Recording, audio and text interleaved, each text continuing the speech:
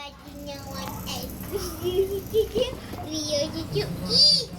And you know what else? We poop on trees. Yeah.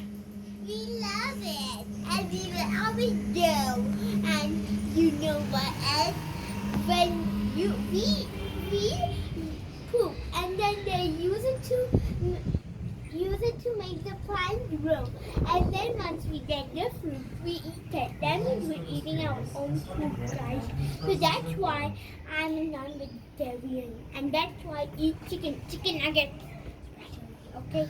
And never eat fruits again because they are made of our poop. Okay? Yeah. Listen, vegetables. Bye. Yeah. Got more. Oh yeah. Silly bye. You know what else?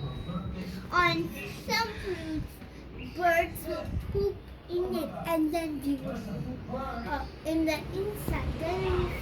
And then when the bird poops, a plant will grow. If it's a fruit, and if you pluck it and eat it, you eat bird poop. And you know what else? To connect us, we are in Humayun Nagar in Aziza near Aziza Masjid. I just somehow just said that go to the right side. You don't- Bye.